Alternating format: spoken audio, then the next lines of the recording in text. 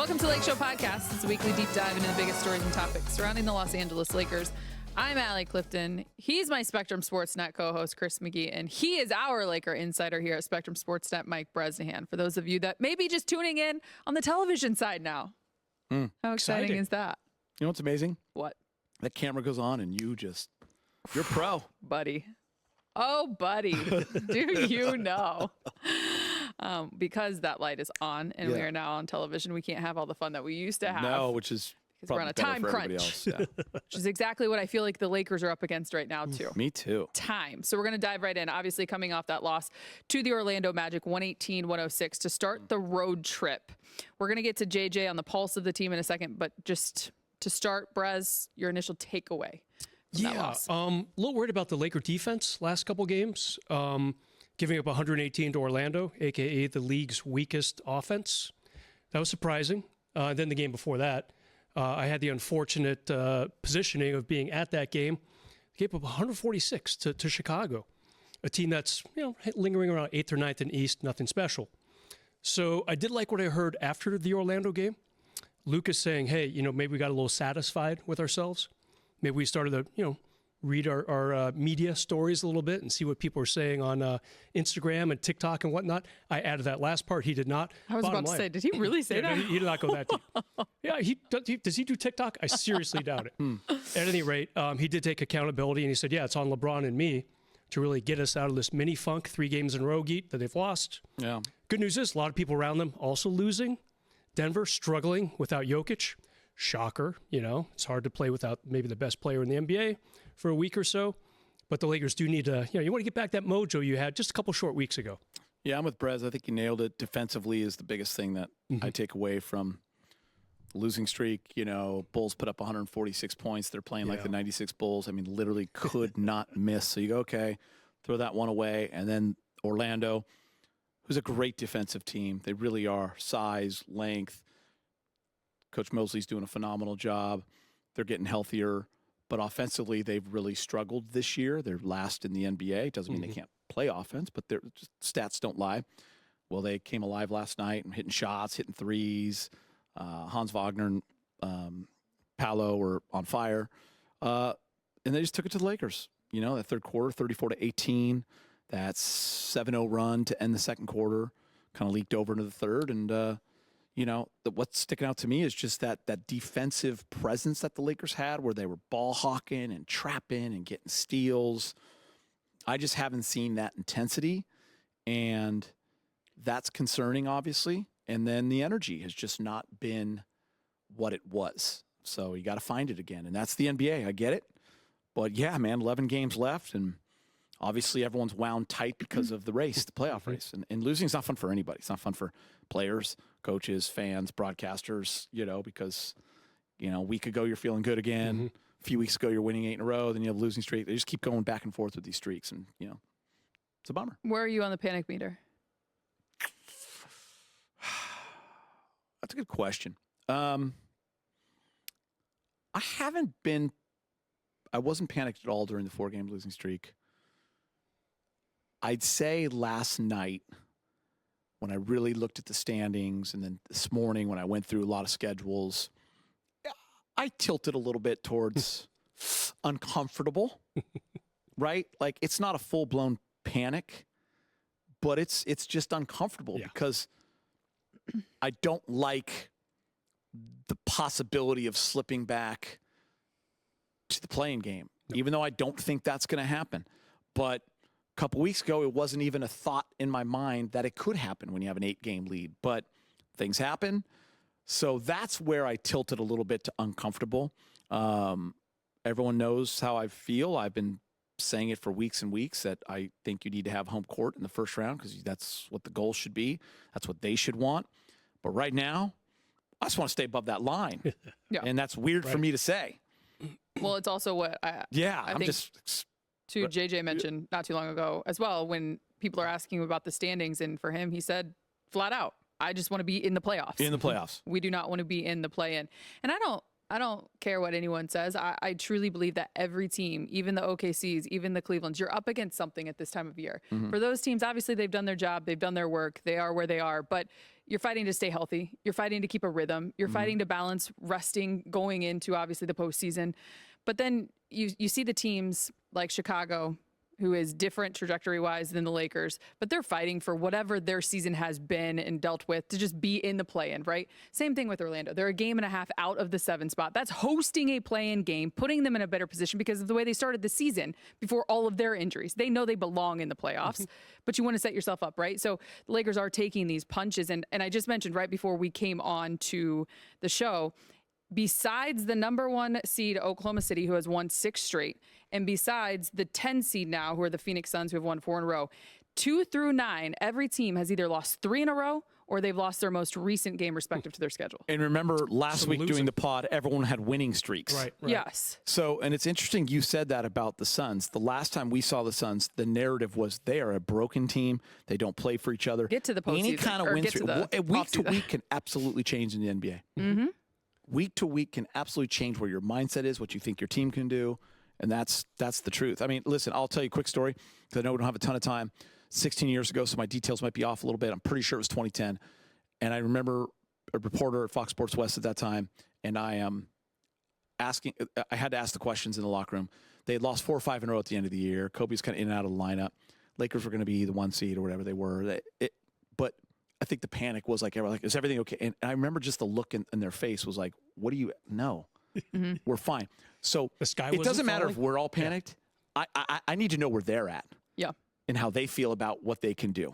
It's about confidence. If they lose their confidence and their swag and their ability, not their ability, but if they lose that kind of mojo, then things can slip quickly in the NBA. But with these guys they have on the team, you can get it like that. So I'm hoping they just turn the corner and start playing better basketball.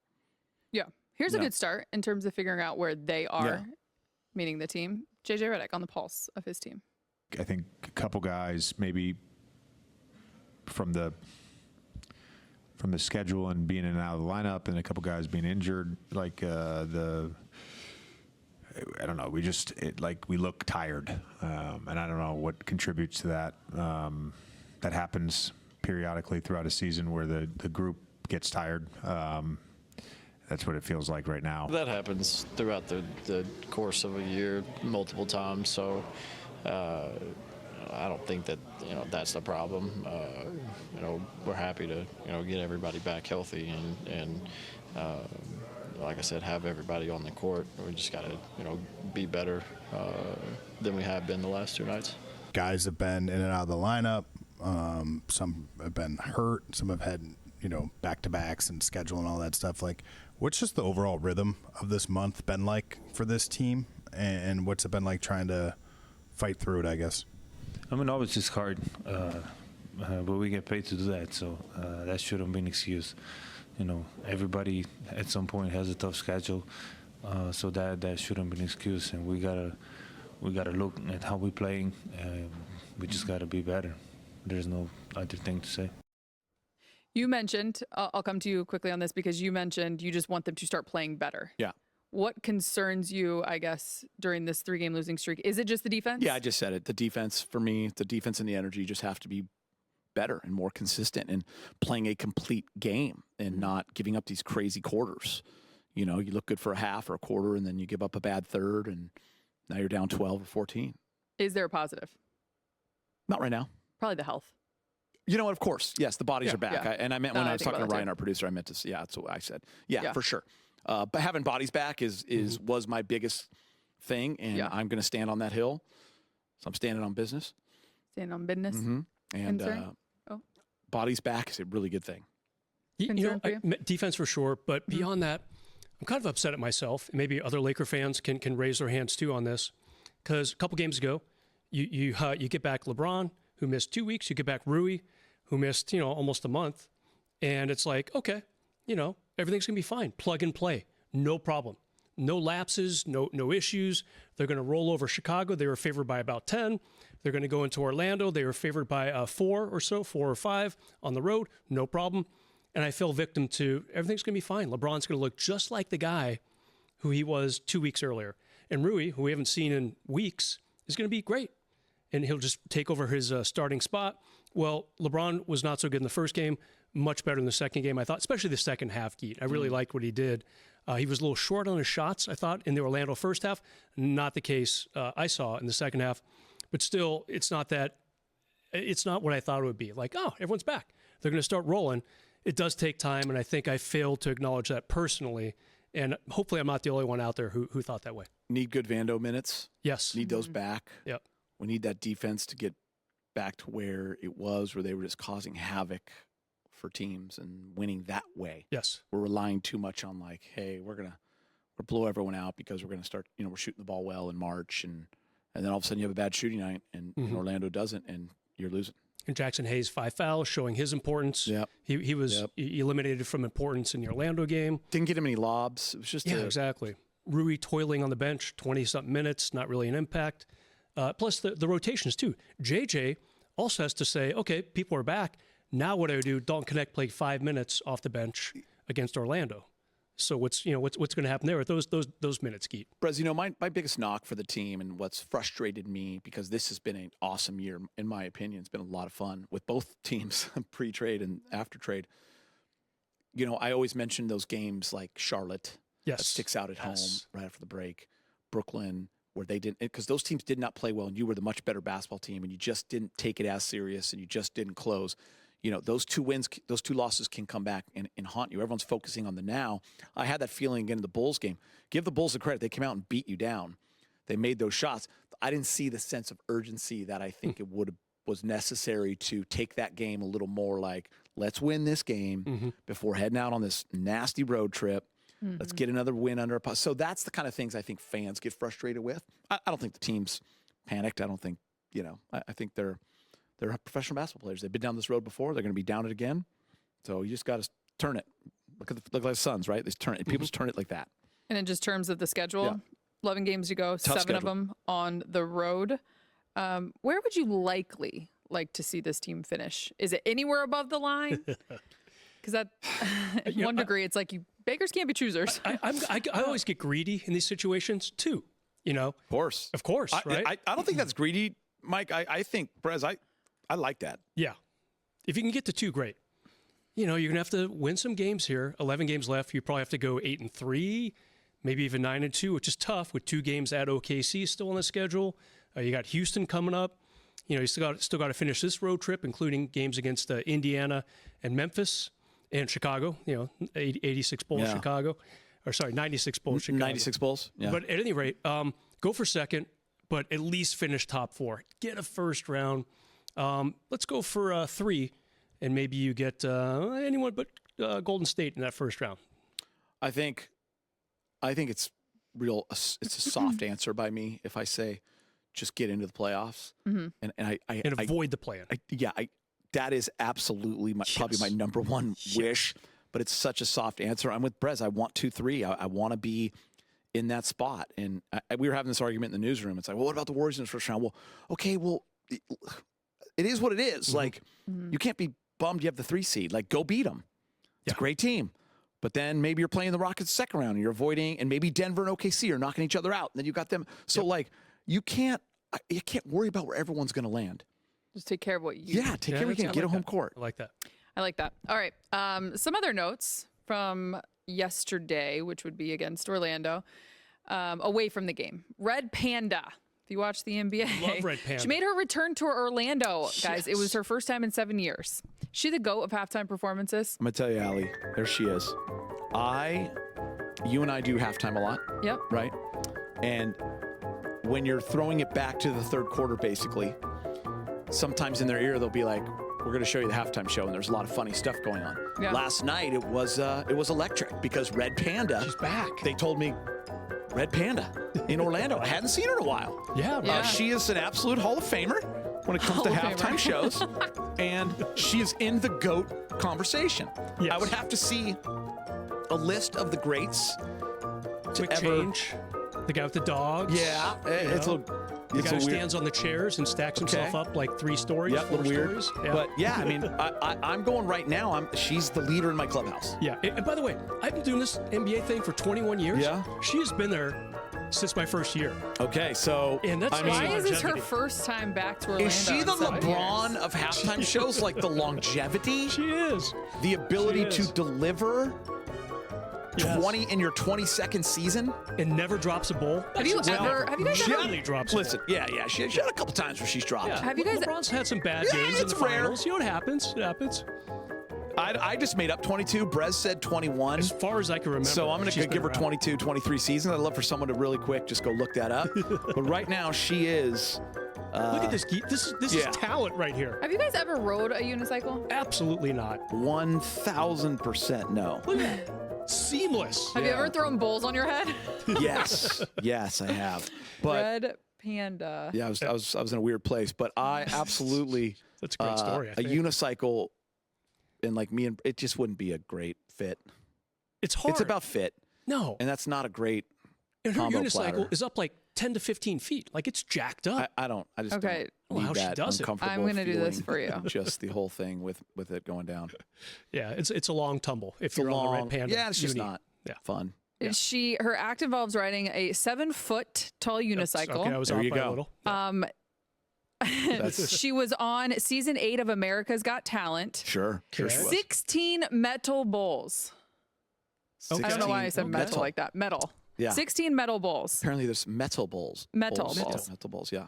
And her performance lasts 5.5 minutes. Okay, it's a long time. Well, you got to be in great Is shape. it? Is it a long Yeah. time? Yeah. I've actually seen her drop a bowl, and the crowd. That's a good one, Allie. You're welcome. The crowd doesn't know what to do when she Yeah. drops the bowl. It's like, oh, Red So- Panda dropped the bowl. It's a big Yeah, deal. I mean, 5.5 can seem like an eternity, Allie. Yeah, depends. And On a unicycle. how many seasons does it say? Has Red Panda been in NBA halftime? How many years? Oh, 20. you guys ready? She's been performing at NBA halftime shows for over 30 years. Get out, Since Goat, for sure. 1993. How old is she? Way. And has appeared in over 40 NBA games by the 94-95 season. She's got the most games Her played. debut was in 93 on Thanksgiving Day. What? I remember. She's got most games played, most minutes played, most bowls thrown to the head, most everything, most miles. She's done everything. Most How miles on old a is she? 7-foot uni. Yeah. Yeah, shooting percentage. She is absolutely the GOAT. I'm going to give you some quick facts really quick. How much time we got before we got to go to break? Not a lot. Okay, About we a got a minute. minute. This is perfect. Red Well Panda. spent. So, again, 1993, Thanksgiving Day was her halftime debut. She received a last-minute call to perform for the Los Angeles Clippers after a canceled act. Oh, what a bummer. No one was there to see it. By the 94-95 season, she had already performed at over 40 NBA games. Boys liked it. She holds 2 Guinness World Records, For what? and Being she has awesome? performed in over 30 countries. GOAT. Wow. You If guys. that's GOAT an stat. And international by the way, star. put her in the Hall of Fame as a contributor tomorrow. Who's even second? I don't even know. That's nuts. Yeah. Okay. That was well spent. Panda. Also, Yeah. former Laker NBA champ Dwight Howard was added to the Magic Hall of Fame. He was. Yes. Yeah, this was We weird. have some video here. Of, We started watching this video right after the Dwight. post-game show started. Yeah. I remember trying to talk, and I'm like, what is going on? You know, I also misunderstood B more as we were going into the postgame show. I thought like this was him getting the crowd hyped. This was after the game. It's like a little post-game So they're party. having a rage off after the game, and he's hyped. Orlando Magic And Dwight the little Howard goof was, is in there. Who's that little mascot? Mascots are just Hey, we should actually have a Puff the Magic Dragon, Allie. we should have a rankum of NBA mascots.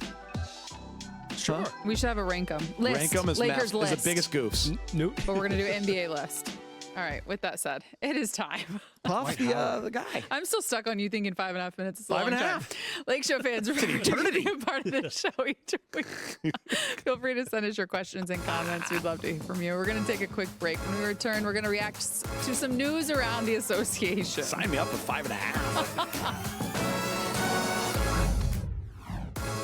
Welcome back to the Lakeshow Podcast. If you're enjoying the show, you can check out more original podcasts from our Spectrum News journalists on the Spectrum News app. Just head to the podcast section to listen to the latest episodes. You can download the Spectrum News app on the App Store or Google Play. All right, we are going to travel around the association for the latest from this past week, and we're going to react to what we are discussing. And we begin with former Laker champ, right where we left off. Not Dwight Howard, the other big man, Anthony Davis. He made his return for the Mavs taking on the Nets. He had missed the previous 18 games. The Mavs went on to beat Brooklyn. AD put up 12 points, 6 boards, a block, and a steal. It's that play right there. That's AD. You just see that every game. Yep. Good for him, man. I'm glad he's back. Yeah, and a nice little fadeaway that he always had. Probably the best shooting big man that I can think of. I mean, mid-range. Yeah, I'm glad he's back. I was afraid he was going to have to miss a lot more. That groin injury was so rough. I've had him, and it's brutal. Were you surprised, Geet? I mean, they're in 11th. They've been going downhill. Yeah, I love that weeks. though. Yeah, I was surprised for sure, Brez. Yeah. But stoked. I think it's awesome that he, number one, wants to compete. You know, people always think guys just want to take the easy way out and sit out, and a lot of guys don't. They want to compete. When they're hurt, and when they're healthy, they want to play basketball. So they get paid to do. And AD's one of those guys. Like so many guys getting shut down right now, and AD's saying, "Nope, I'm not going to be one of them." On bad teams, anyway. Do you guys picture the Mavs in that play-in? No, because Kyrie's out. You know, It'll be tough. It's. I don't think so. Their two centers are still out too, right? Lively. They and the Suns are Gafford? tied right now. Yeah, I think Okay. it's. But where are the Kings in that? I'm not a big Kings guy. They're Ooh, can Dallas only a pass the game Kings? ahead of the Suns in the ninth spot. Yeah, That was kind of my thought. Zach LaVine is They kind got the same wins as the Mavs. Yeah, I'd like to see the Mavs beat them down the stretch, but maybe the Kings do have at least, you know, they got healthy guys, right? Right. I think Sabonis is back. Zach LaVine's doing weird things though. He's not exactly the guy he was in Chicago. Yeah, we'll see. Yeah. How about this one? Doc Rivers, speaking to Mark Spears, discussed his career as a coach and specifically blowing 3-1 leads. And Doc had this to say about it. It is what it is. It's part of my legacy. There's nothing I can do about it. I got a team that was an 8 seed up 3-1. That is coaching. That is not bad coaching. The one with the Clippers is the only one that got away. That was glorious. Was that the Rockets? Yes. 3-2. Maybe the Mavs. Did he do it? I mean, did he do it the year with the Nuggets in the bubble? Yeah. It was 3-1. He Yeah. also did it with the Clippers when he had his best Clipper team ever. Was CP3 with the Rockets and Dwight. That's what I was thinking of. Dwight, That's the one I DeAndre was- Jordan, Blake. Yep. Chris Paul. Probably JJ. It's a masterclass of absolute chokeism by the Clips. They were up 3-1. In the Never conference forget that finals, right? afternoon in May. I was actually at Shellback, ironically, of all places, after Tour de Pier on a Sunday, watching them absolutely get blown out at home in a Game 7 by the Rockets. And it was just it was a wonderful moment as a Laker fan. Did you enjoy yourself at Shellback? Yeah. Yeah. Yeah, absolutely hoisted in rage should. because of it. Celebrated their loss. Bresnahan. Call me a child. Absolutely am. Did it last longer could than care 5.5 minutes? Yeah, what? Did it last longer than 5.5 minutes? Brez, I was this in one's Shellback longer than 5.5 minutes. specifically for you. Bobby Marks released cap numbers for upcoming season, and the cap is expected to go up 10% This is where I go to sleep. Yes. next year. Hello, Amazon. Hello, This is where I NBC. could care less. Yeah. It doesn't really mean much for the Lakers. It just, I mean, Then I'm those out. numbers right there. Yeah. I mean, they're still going to be over the salary cap because of all the salaries. Assuming LeBron opts in for $53 million, they'll pay less luxury taxes maybe, and maybe stay under that second apron. But bottom line is, they're only going to be able to sign one free agent right now for the mini mid-level. Probably about $6 million, $6.5 million. Can you get a good center for that to complement Jackson Hayes? Or maybe if you lose Jackson Hayes, who is that person that you sign for the mini mid-level? So not much there. We are going to end on this one. It is a very heartwarming story.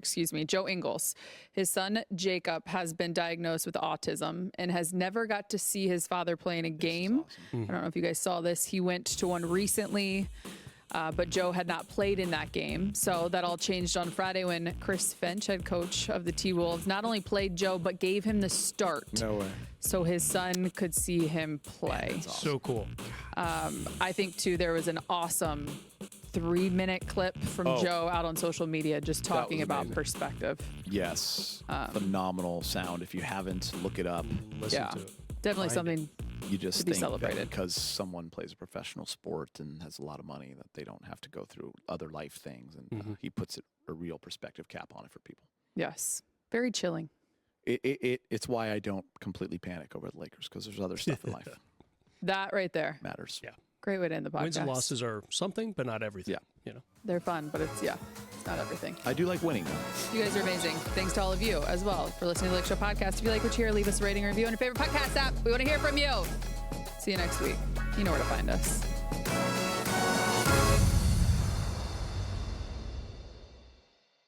Did you know there's a new way to watch your favorite team, and it's available exclusively to Spectrum customers this season? You can watch Lakers games on Spectrum SportsNet Plus with the NBA app on us when you add internet and at least one mobile line. This offer is a slam dunk total value of $194.99. To learn more, head to spectrum.com/getlakers.